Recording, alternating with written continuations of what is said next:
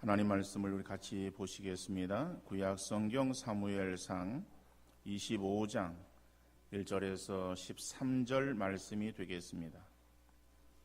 구약 성경 사무엘상 25장 1절에서 13절 말씀 제가 읽어드리겠습니다. 사무엘이 죽음에 그 온 이스라엘 무리가 모여 그를 두고 슬피 울며 라마 그의 집에서 그를 장사한지라. 다윗이 일어나 바란 광야로 내려가니라. 마온에 한 사람이 있는데 그의 생업이 갈멜에 있고 힘이 부하여 양이 3,000마리요 염소가 1,000마리이므로 그가 갈멜에서 그의 양털을 깎고 있었으니 그 사람의 이름은 나발이요 그의 아내의 이름은 아비가일이라. 그 여자는 총명하고 용모가 아름다우나 남자는 완고하고 행실이 악하며 그는 갈렙 족속이었더라. 다윗이 나발이 자기 양털을 깎는다 함을 광야에서 들은지라. 다윗이 이에 소년 10명을 보내며 그 소년들에게 이르되 너희는 갈멜로 올라가 나발에게 이르러 내 이름으로 그에게 문안하고 그 부하게 사는 자에게 이르기를 너는 평강하라. 네 집도 평강하라. 내 소유의 모든 것도 평강하라. 내게 양털 깎는 자들이 있다 함을 이제 내가 들었노라. 내 목자들이 우리와 함께 있었으나 우리가 그들을 해하지 아니하였고 그들이 갈멜에 있는 동안에 그들의 것을 하나도 잃지 아니하였나니 내 소년들에게 물으면 그들이 내게 말하리라. 그런즉 내 소년들이 내게 은혜를 얻게 하라. 우리가 좋은 날에 왔은즉 내 손에 있는 대로 내 종들과 내 아들 다윗에게 주기를 원하노라 하더라 하라.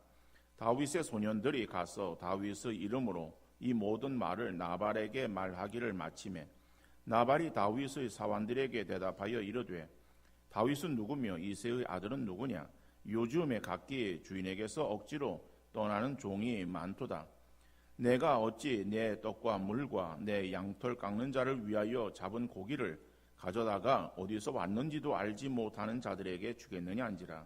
이에 다윗의 소년들이 돌아서 자기 길로 행하여 돌아와 이 모든 말을 그에게 전하며 다윗이 자기 사람들에게 이르되 너희는 각기 칼을 차라 하니 각기 칼을 차매 다윗도 자기 칼을 차고 400명가량은 데리고 올라가고 200명은 소유물 곁에 있게 하니라. 아멘. 한 교인이 상담차 목사님을 찾았습니다. 상담의 내용은 자기 아내가 가는 귀가 먹었는지 자기 말을 잘 알아듣지 못한다는 거예요. 그래서 이야기를 들은 목사님이 나름대로 방법을 알려주었습니다. 조금씩 아내에게 가까이 다가가면서 말을 해보고 그리고 아내가 듣고 반응을 보이는 그 거리를 기억해 두었다가 그 거리에서 대화를 시도해 보라고 이야기를 했어요. 이 목사님의 이야기를 들은 남편이 집에 들어가면서 아내에게 물었습니다. 여보, 오늘 저녁 반찬이 뭐요? 아내가 말이 없어요. 거실을 지나면서 또 물었습니다. 여보, 반찬이 뭐요? 역시 아내가 말이 없어요. 주방에 들어서서 또 물었어요. 반찬이 뭐요? 또 말이 없어요. 가까이 다가가가지고 귀에다 대고서 큰 소리로 물었어요. 여보, 오늘 저녁 반찬이 뭐요? 그러자 아내가 고개를 돌리면서 소리를 쳤습니다. 김치찌개요. 아니, 몇 번을 말해야 알아들어요? 이게 4번째예요. 라고 이야기를 했다는 거예요. 사실 가는 귀 먹은 사람은 아내가 아니라 자신이었어요. 그런데 이 사람은 아내가 가는 귀가 먹었다고 착각하고 있었던 거예요. 자기 자신의 모습을 깨닫지 못하고 다른 사람의 탓만 하고 살아가는 어리석은 모습이 오늘 우리의 모습이 아닌가 한번 생각해 볼 수 있기를 바랍니다. 오늘 본문에서 보면은 1절에서는 사무엘의 죽음이 나옵니다. 그리고 2절 이하에서는 나발이 다윗의 도움을 거절하는 사건이 나오고 있어요. 나발은 갈렙 족속으로 마온에 살고 있는 부자였고 그에게는 아비가일이라고 하는 총명하고 아름다운 아내가 있었습니다. 다윗이 나발에게 사람을 보내어서 정중하게 식량을 좀 도와줄 것을 요청을 합니다. 이에 대해서 나발은 다윗을 멸시하며 다윗의 요청을 거절합니다. 이런 보고를 받은 다윗이 분개하여 부하 400명을 데리고 나발을 치기 위해서 올라가는 내용이 오늘 본문에 나오고 있어요. 이 시간 본문에 나오는 나발이라고 하는 사람이 어리석은 사람이다라고 하는 거예요.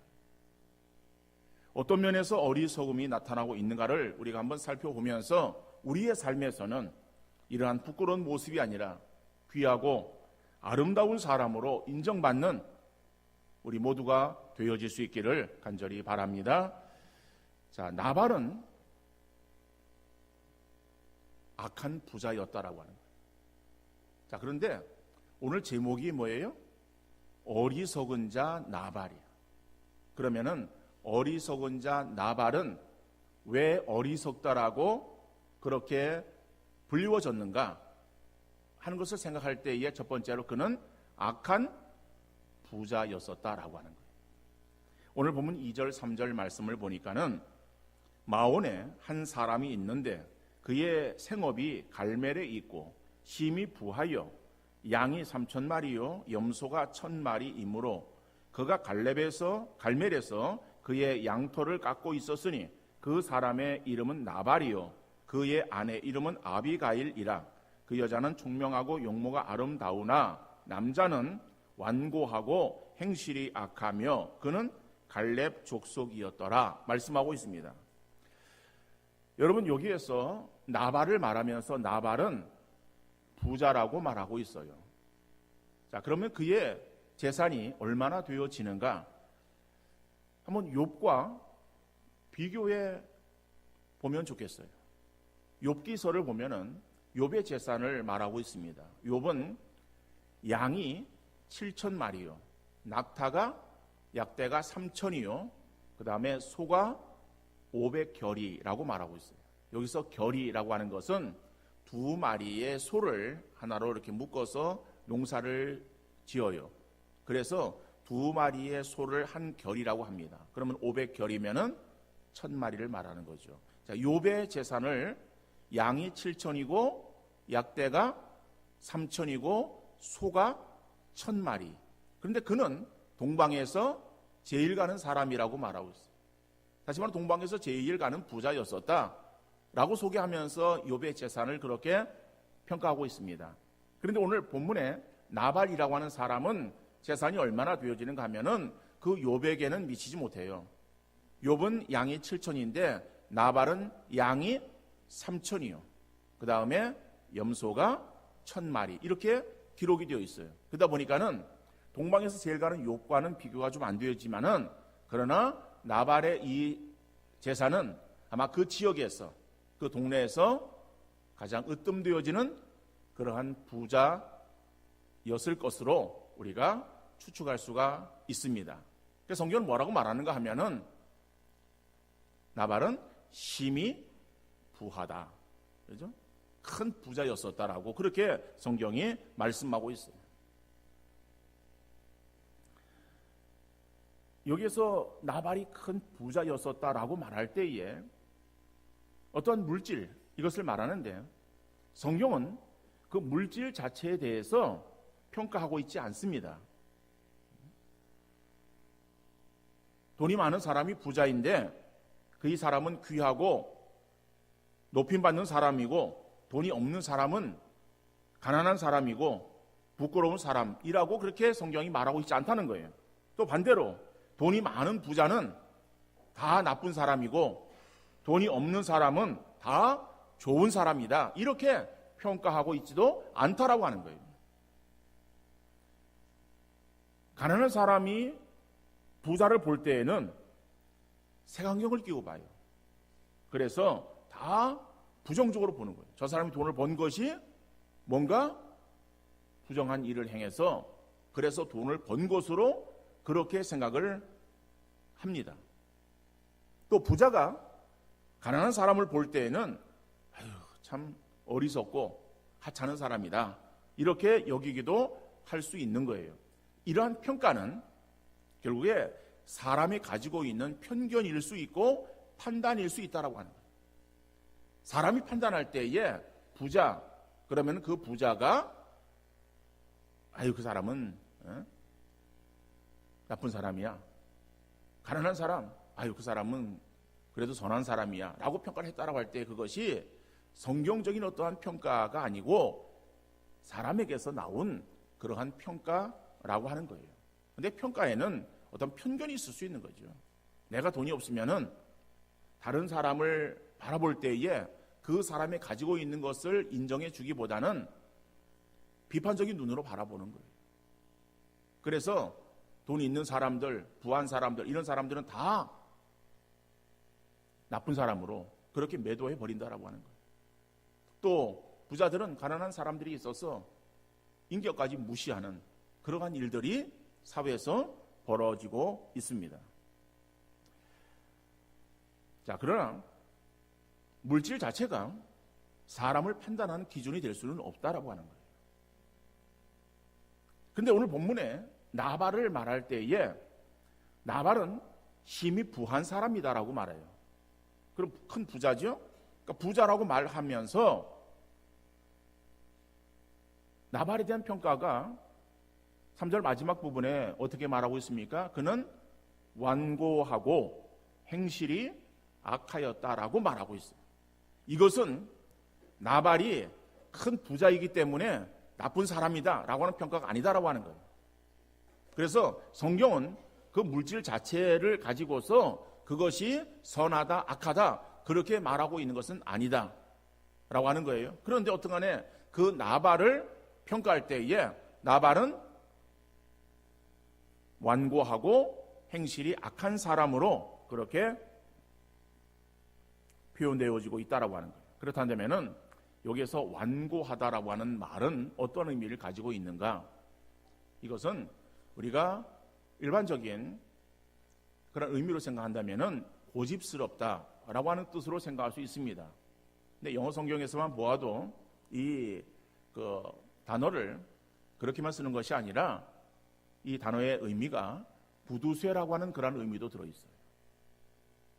그러니까는 이 나발이 돈에 대해서는 굉장히 어떠한 고집스러운 그런 게 있는데 그것이 움켜쥐고 베풀지 않는 그러한 어떤 구두쇠와 같은 그러한 모습을 말하고 있어요. 그리고 그의 행실이 악하다라고 그렇게 말하고 있습니다. 자, 그런데 그 사람을, 그 부자를 이름이 뭔가 하면 나발이다라고 하는 거예요. 그 나발이라고 하는 이름의 의미가 뭐냐? 나발의 이름의 의미가 어리석은 자라고 하는 거예요. 그래서 오늘 제가 설교의 제목을 어리석은 자 나발이라고 잡았어요. 그러면은 어리석은 자나 나발이나 같은 의미예요. 자, 그런데 여러분, 나발이 그러면은 어리석은 자라고 하는 의미를 가지고 있는 이름이에요.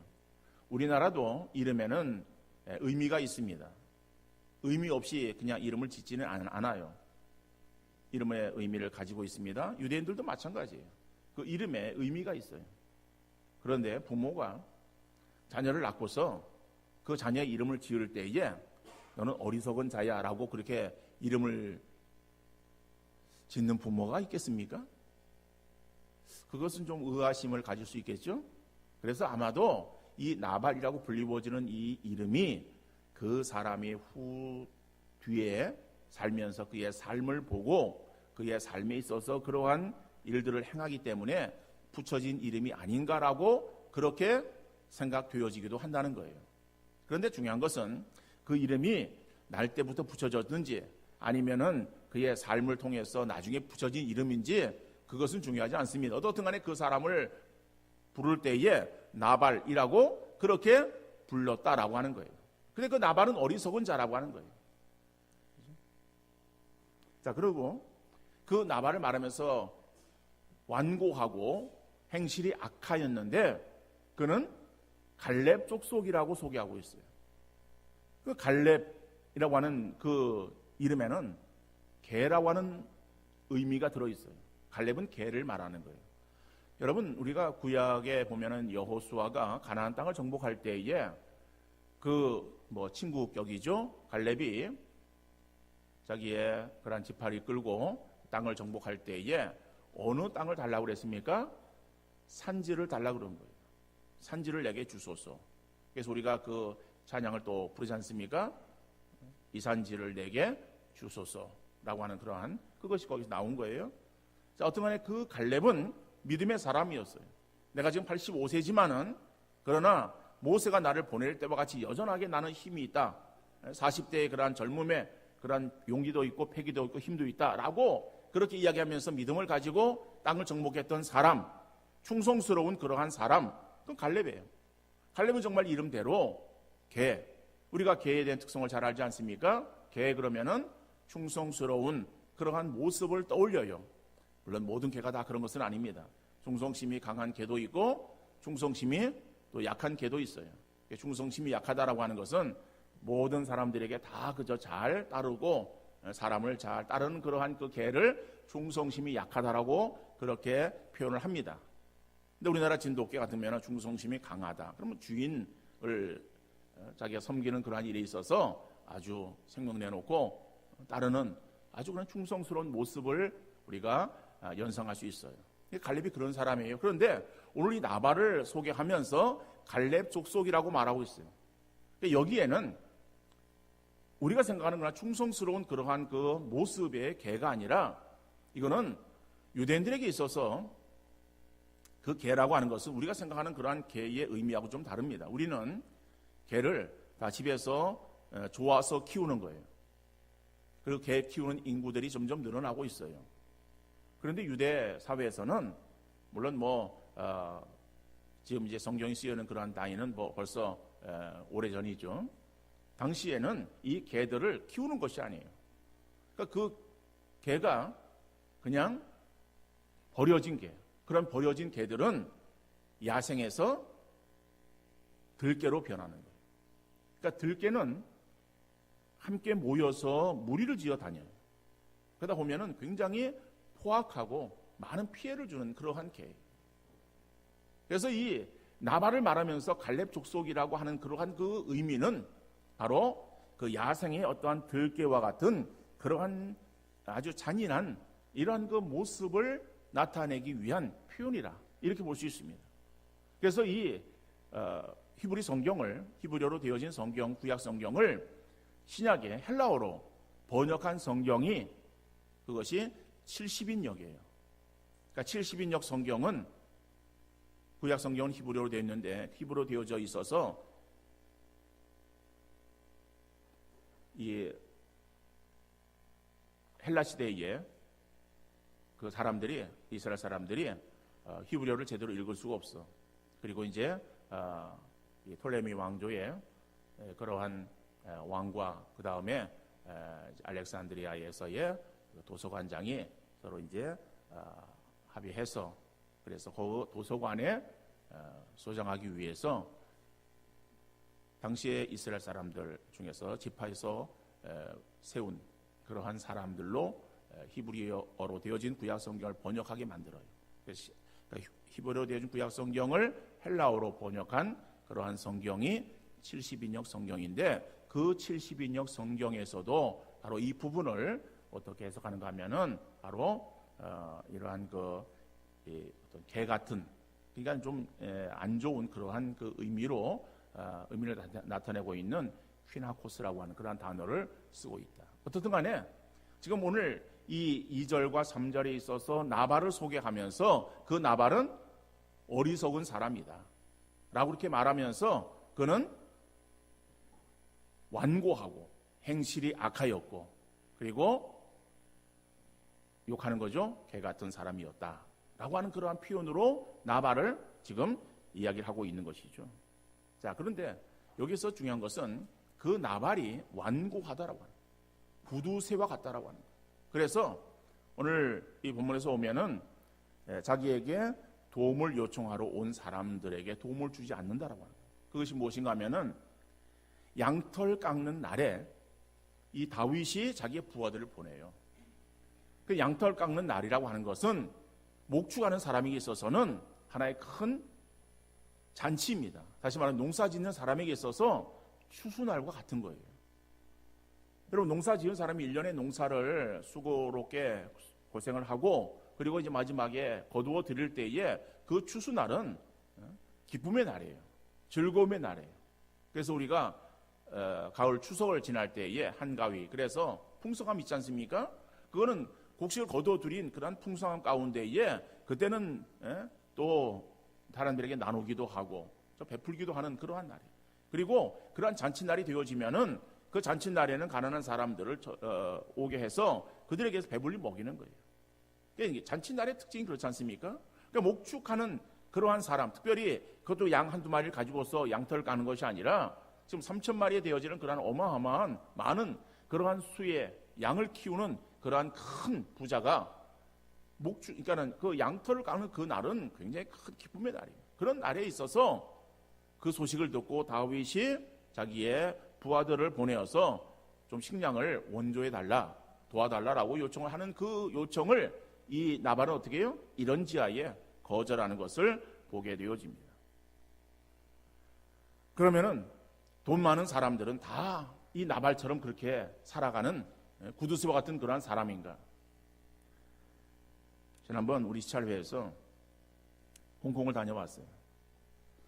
홍콩의 가이드에게서 주윤발에 대해서 이야기를 들었습니다. 주윤발. 뭔지 아시죠? 근데 이야기 들은 이야기를 제가 다 제대로 기억을 못해서 그래서 이제 설교 준비하면서 그래서 인터넷 찾아보았어요. 그러니까 찾아보니까는 그 내용들이 쭉 다 나오잖아요. 그는 한 10여만 원을 가지고 한 달을 사는 거예요. 한 달을 사는 그러한 그 비용이 한 10여만 원. 그리고 17년 된 핸드폰을 가지고 있는 거예요. 그러다가 고장이 났어요. 그래서 고칠 수가 없어. 고칠 수 없어 가지고 새 핸드폰으로 교체했다는 거예요. 그런데 그는 어떠한 이 뜻을 가지고 있었습니다. 그래서 꿈을 가지고 있었고 그 꿈을 또 이루기 위해서 또 애를 썼고 그래서 그 꿈을 위해서 자신이 가진 8천억 원의 재산을 기부한 거예요. 여러분, 한 달에 자기 자신을 위해서는 10몇만 원 쓰는 거예요. 그런데 그 사람이 가난해서 그렇게 10몇만 원을 썼겠어요? 그 사람은 큰 부자예요. 물론 그 사람이 재산이 얼마나 되는지는 모르겠어요. 그렇지만은 자기 재산은 뭐예요? 8천억 원을 내놓았다니까요. 여러분, 8천억 원이 얼마나 됩니까? 계산이 됩니까? 계산이 잘 안 되죠? 그 사람은 그러면은 8천억 원을 내놓으려면은 그 8천억 원이 자기에게는 껌값이라서 그래서 내놓은 거겠어요? 아마 그 사람의 재산이 한 1경이나 되어지면은 8천억 원은 껌값이라고 말할 수 있겠어요.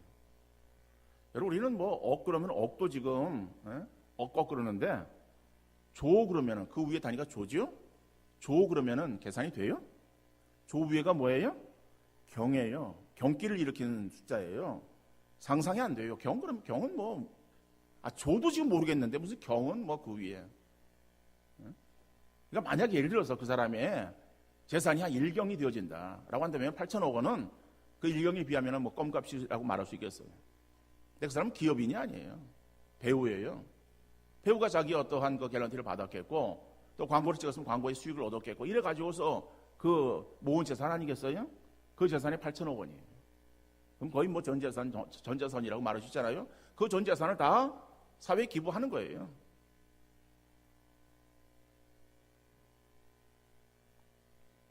여러분, 돈이 있다고 그렇게 할 수 있겠어요? 우리는 돈이 없어서 못해요?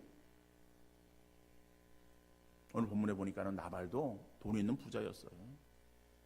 근데 그 돈이 자기 것인 양 알고 자기를 위해서 쓰기를 원했고 자기 배만 위할 줄 알았지 다른 이웃을 위해서는 베풀지 않았어요. 그래서 그를 어리석은 사람이라고 말하는. 두 번째로는요, 나발은 은혜를 모르는 사람이었어요. 오늘 본문 9절로부터 11절에 보니까는 다윗 소년들이 가서 다윗의 이름으로 이 모든 말을 나발에게 말하기를 마침에 나발이 다윗의 사원들에게 대답하여 이르되 다윗은 누구며 이새의 아들은 누구냐? 요즘에 각기 주인에게서 억지로 떠나는 종이 많도다. 내가 어찌 떡과 물과 내 양털 깎는 자를 위하여 잡은 고기를 가져다가 어디서 왔는지도 알지 못하는 자들에게 주겠느냐라고 그렇게 이야기를 하는 거예요. 다윗의 부하들이 나발에 가가지고 다윗의 이름으로 이 모든 말을 했다라고 하는 것은 그 앞에 나오는 7절의 말씀이에요. 내 목자들이 우리와 함께 있었으나 우리가 그들을 배반하지 아니하였고 해하지 아니하였고 그들이 갈멜에 있는 동안에 그들의 것을 하나도 잃지 아니하였다라고 하는 것이 다윗이 가서 그것을 전해라 그리고 확인해 보게 하라 라고 한 말이에요. 근데 그 말을 듣고 그리고 나발은 그 말을 확인하거나 뭐 그럴 생각도 안 하고 그냥 이런 치하에 거절해 버렸다라고 하는 거예요. 어찌 우리가 알지 못하는 그런 사람에게 그리고 자기 주인을 그 도망쳐 나온 그러한 그 배은망덕한 사람에게 우리가 어떻게 떡과 물과 고기를 줄 수 있겠느냐? 줄 수 없다라고 이렇게 거절했다는 거예요. 그런데 이것이 다윗만 그렇게 내가 그렇게 행했다라고 하는 것을 말하는 것이 아니라 그 뒤에 15절 이하의 말씀을 보면은요, 나발의 목자들이 아비가일에게 가가지고 지금 다윗이 화가 나가지고 칼 들고 우리를 지금 치러 옵니다. 어떻게 하면 좋겠습니까? 라고 이렇게 아비가일에게 말하는 그 말 가운데서 지금 하는 말이에요. 이 다윗의 목자들이 우리와 함께 있을 때에 우리를 지켜주었고 우리의 것을 빼앗지 않고 우리에게 있어서 담이 되었다라고 말해요. 16절 하반절에 보면은 밤낮 우리에게 담이 되었습니다. 이것이 누구의 고백인가 하면은 나발의 목자들의 고백이에요. 나발의 목자들이 다윗의 목자들과 함께 갈멜에 있을 때에 다윗과 다윗의 목자들이 그들을 지켰다는 거예요. 그러니까 다윗이 그들을 지켜주었어요. 그러니까 은혜를 베풀었죠. 그러니까 나발은 은혜를 입었어요. 그런데 나발이 부자기 때문에 자기 나가서 양을 치지는 않았을 거예요. 그러면은 자기 양을 치지 않았어도 목자들 불러가지고 그런 일이 있었느냐라고 물어보아야 될 거 아니에요? 근데 물어보지도 않았다는 거예요. 은혜를 받았으면은 은혜를 은혜로 갚아야지. 은혜를 어떻게 해요? 악행으로 갚는 거예요.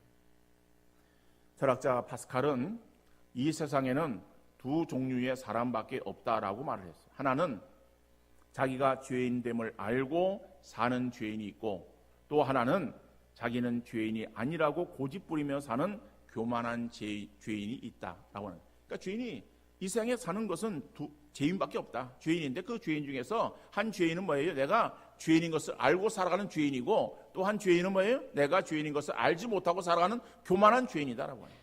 이 말을 바꾸어서 이 세상에는 은혜를 아는 사람이 있고 은혜를 모르는 사람이 있다라고 말할 수 있어요. 우리 그리스도인들은 모두가 다 하나님의 은혜로 영벌에서 영생으로 옮김을 받은 사람이 되어졌어요. 그러므로 구원받은 우리 성도들은 어느 누구든지 하나님의 은혜에 진정으로 감사하며 살아야 될 줄로 믿습니다. 원망과 불평이 아니라 늘 마음속에서 우러나오는 진정한 감사로 하나님을 섬기는 믿음 생활을 해야 될 줄로 믿습니다.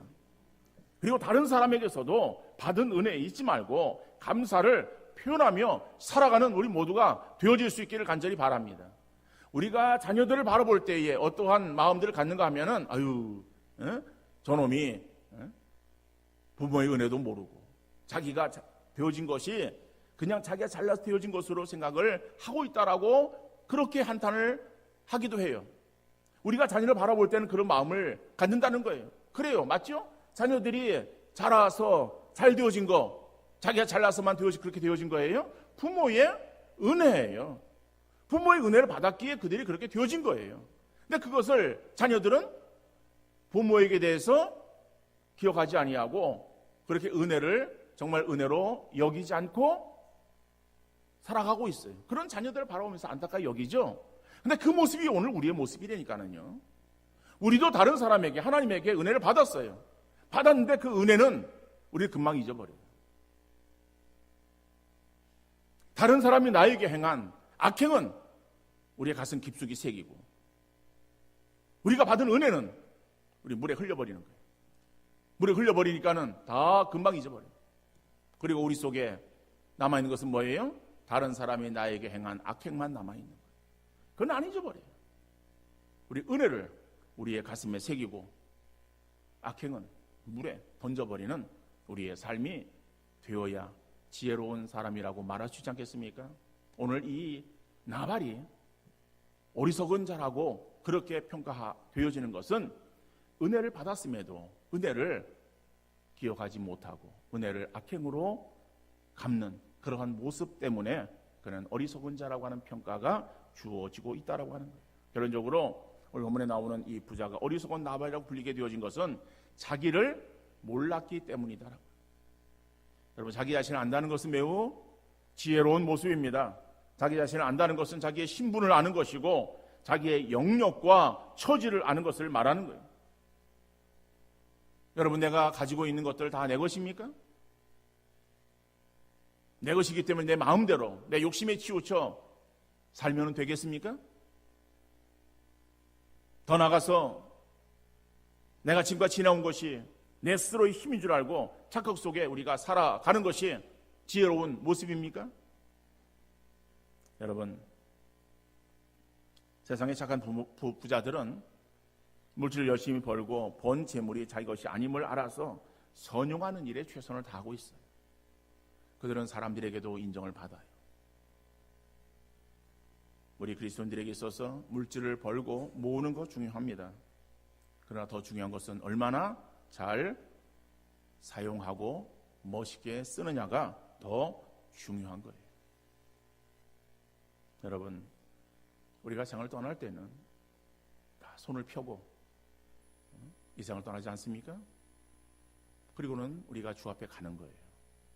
주 앞에 갔을 때에 주님이 우리에게 물으세요. 뭘 물으시겠어요? 너 세상에 있으면서 얼마나 벌었느냐 라고 하는 것을 물으시겠어요?